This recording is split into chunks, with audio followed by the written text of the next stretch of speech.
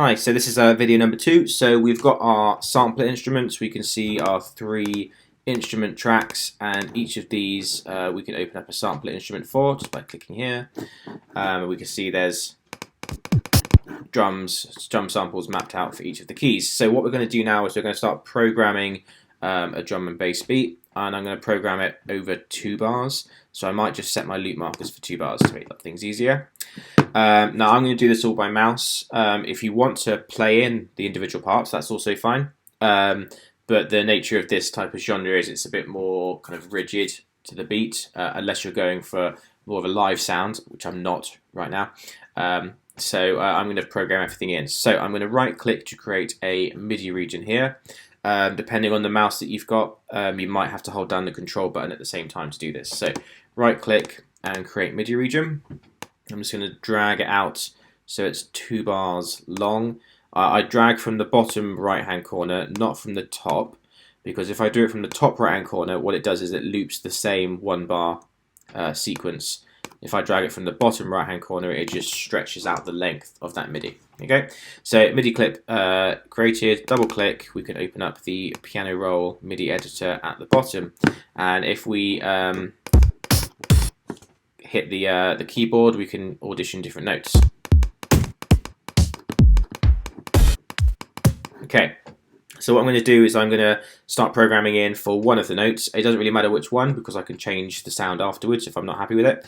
I've got my pointer tool here. I've also got my secondary tool, which is the pencil tool. So if I hold, now that I've got a secondary tool, if I hold down the command button, I can quickly switch between pointer and pencil.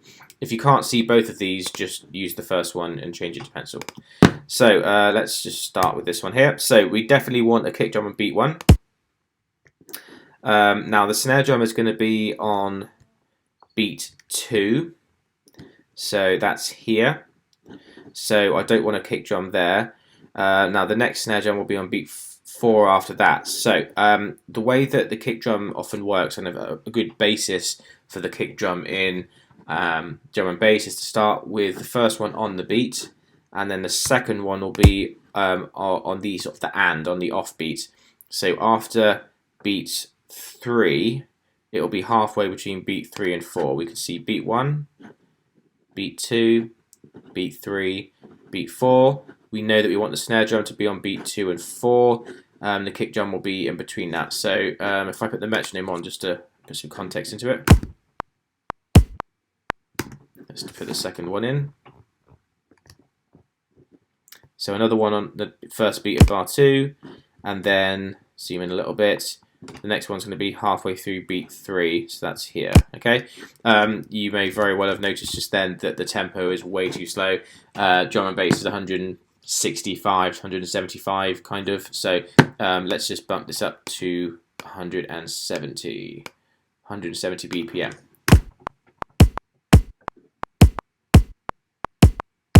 Okay, I don't like the sound of that kick drum actually. It kind of sounds like a balloon. It's a bit weird. So let's find another one. So you can either drag the notes up and down using the mouse, or you can hold down the Option key on the keyboard and use the up and down buttons on the keyboard to move the notes.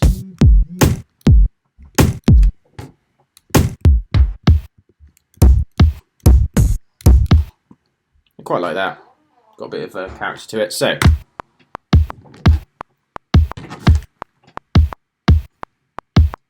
yeah, that sounds good. Okay, right, let's think about the snare drum. So we'll go to our snare and we'll right click and we'll create another MIDI region. We'll drag it out a bit longer so it lasts 2 bars, and double click on that MIDI region to open up the piano roll. Once again, we can audition the sounds. So we want the drum beat for the snare to be on beats 2 and 4. So beat 2, beat 4, beat 2, and then there's beat 4 after that. So pencil tool, and let's just click here for the minute. We can change the notes afterwards. And 4. If I scroll along a bit, beat 2 and 4. don't like that snare sound either, but that's fine because I've got a whole bunch of them to choose from. So let's select all the notes that I want to move, hold down the Option key, and quite good. Yeah, kind of like that. Now, one of the great things about doing things this way as well is that we can layer sounds. So we've got one snare sound here, but I quite like this one and this one, and I think they might sound good together. So make sure you've selected your notes, hold down the Option key, and then click on the notes and drag it down. You'll see that a green circle with a plus symbol appears, which means we're duplicating. Now, if I let go, I've now got the same snare drum pattern on both of these notes. So now I'll get both the sounds playing at the same time. Press undo what I did, and then redo what I did. It's not as obvious as I was thinking, but what I might do is turn down the velocity of the first notes, so I can select my first notes, and I can go to velocity over here, and just turn it down a bit, and you'll see the colours change as I change the velocity, and this basically affects the volume. So if I turn this volume down, I might hear more of the second sound.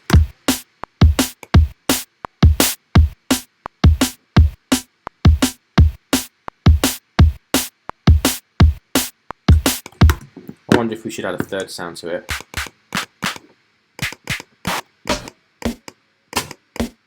Maybe something just a little bit lower. So let's select these notes, hold down the Option key, drag it up.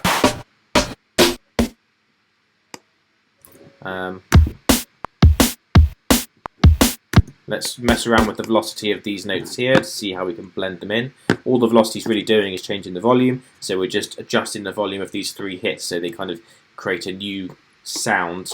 It's a combination of all of those three hits.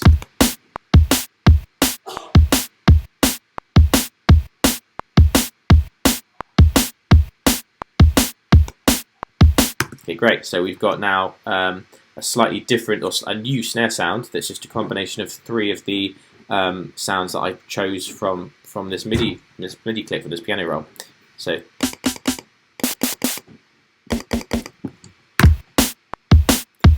and I think that sounds more, there's more impact, there's more kind of texture to that than there was when I was just using one sound.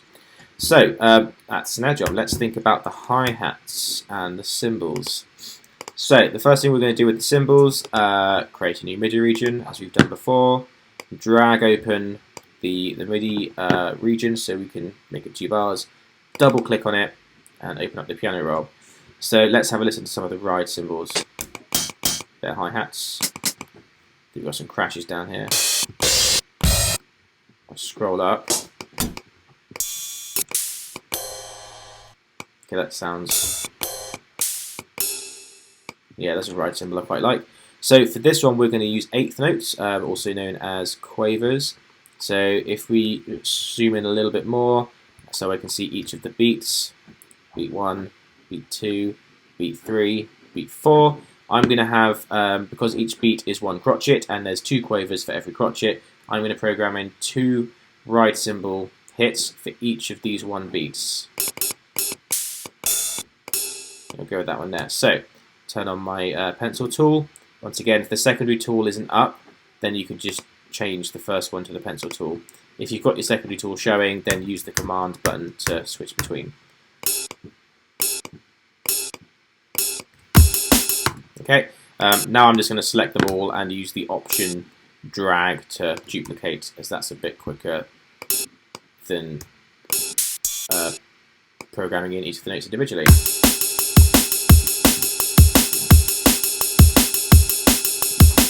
Okay, so now we can also use velocity to help with some dynamics. Having all of the ride cymbal notes playing exactly the same velocity sounds a bit static. So I might select the first 3 notes and bring down the velocity to make them a bit quieter. And then maybe leave these 2 here a bit louder. And then maybe turn these 2 down. And then I'll do the same for here. I like that one at the end. Whenever the snare isn't playing, I like the ride cymbal to get a bit louder. So basically the rise cymbal is getting louder in between the kick drum and the snare drum hits. So the kick drum hits here, so I don't want the rise cymbal to be too loud. Snare drum hits here, so I don't want the rise cymbal to be too loud. But then there's nothing here for two quavers, so I'll make the rise cymbal louder there. And then here we've got another kick drum, so let's turn those three down. Snare drums here, so I can leave that one a bit louder. And then I'll turn these two down here.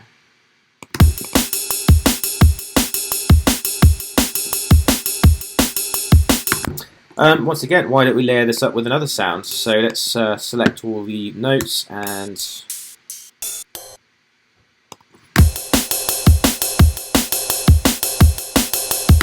a bit more texture, isn't it, really? Let's select all of these notes and turn the overall velocity down even more so it's not too overpowering.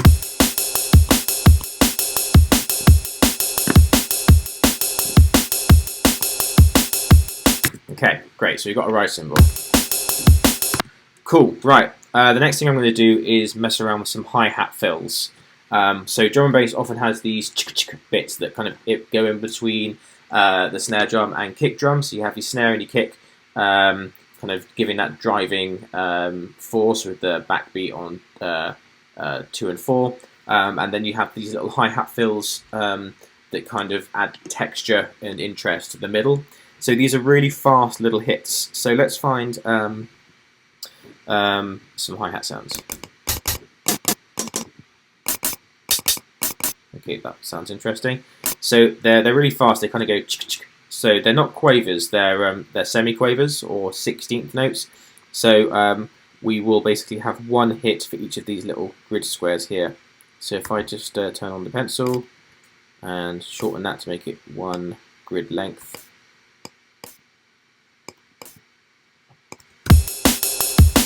Can't even hear it.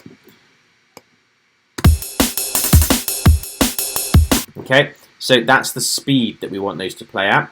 But what we need to do is change where they play, and I'm also going to use more than one sound again. In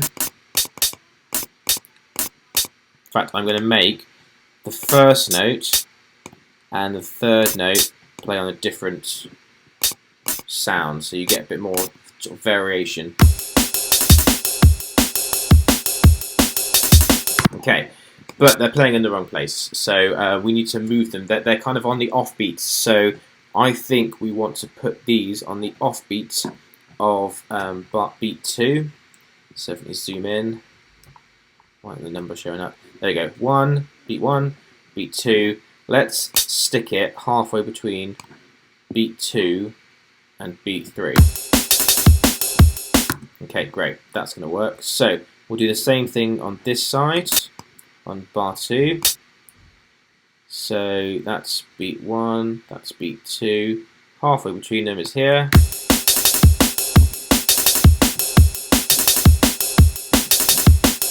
I might even add an extra 2 of these at the end of each bar. So let's grab these 2 here and have them go halfway through beat 4, which is here. Beat 4, that's halfway through. And we'll do the same thing over here. Once again, I'm just selecting, holding down the Option key and clicking and dragging. We know it's duplicating because we can see the green circle with the plus symbol in it.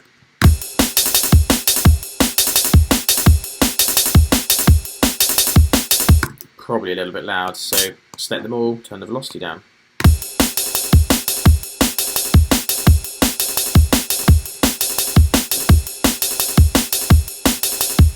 I think the cymbals overall are a bit too loud, so I'm going to turn down the overall volume using the fader here.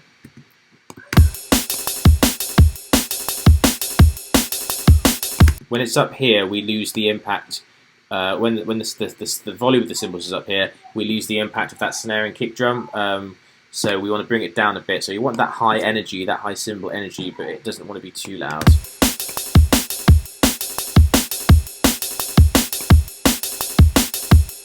Okay, great. So let me just check my checklist. Right, final thing we can do, just to have a bit more kind of control over overall pitch and volume of each of our hits, is by going back into the sampler where we dropped all our notes.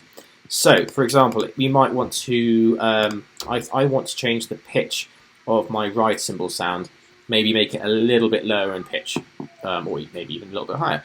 So let's try it out. So I've selected my cymbals track. There's the sampler instrument right here, which is where I dropped all those samples in originally. So I click on this instrument and it brings up the sampler instrument.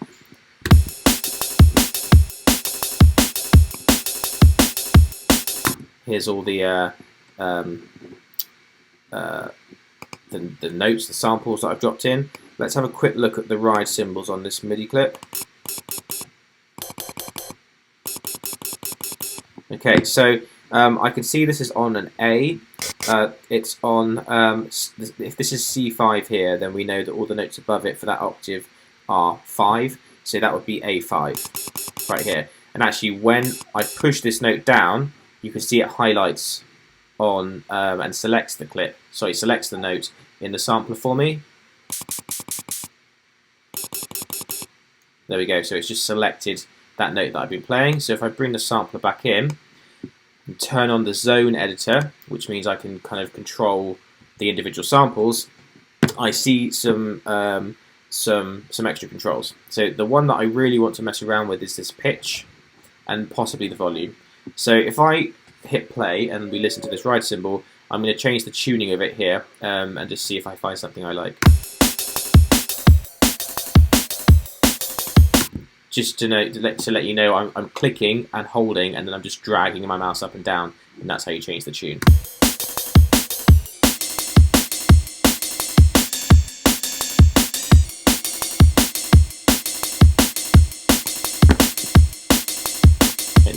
Make the volume a bit quieter.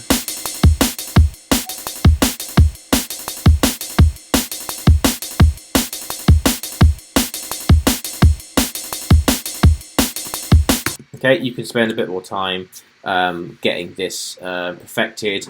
Let's have a look at the other ride cymbal sound. Okay, I've clicked on the note on the piano roll and it's selected the note for me in the sampler. Let's mess with this one.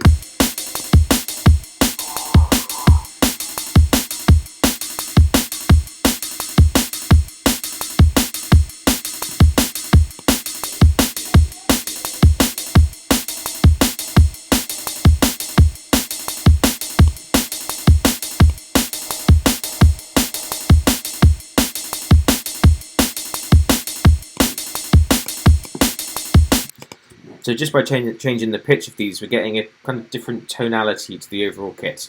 Okay, and I'll leave it for there. You can explore that in more detail. You can do the same with the snare drum and the kick drum if you wanted to, for example, the kick drum to be a semitone or two lower in pitch. But for the moment, we're gonna leave it at that. So that's the end of this video. So what we've done is we've already had our samplers in place on the instruments. Is we've created 3 MIDI clips, one for the kick, one for the snare, one for the cymbals. When you have the kick one open, you can see that the kick drum is being played on beat 1. I'm just going to close this up so we can see more. The kick drum is being played on beat 1 and also halfway through beat 3. So beat 1, 2, 3, and it's halfway through, not on beat 4. And then on bar 2, it's on beat 1, 2, 3, and then halfway through. Snare drum is on beats 2 and 4. 1, 2, 3, 4. And the ride cymbal is being played on all the quaver notes. So it's being played 2 sort of cymbal hits for each 1 beat. So there's beat 1, there's beat 2, and there's 2 ride cymbals there. And the hi-hats, the little hi-hat fills are being played at 16th notes, so semi-quavers, and they're starting halfway through beat 2, and there's 2 extra hits halfway through beat 4. Kind of feel like they might want to be a bit louder now, actually. So I'm just going to select them all, turn up the velocity.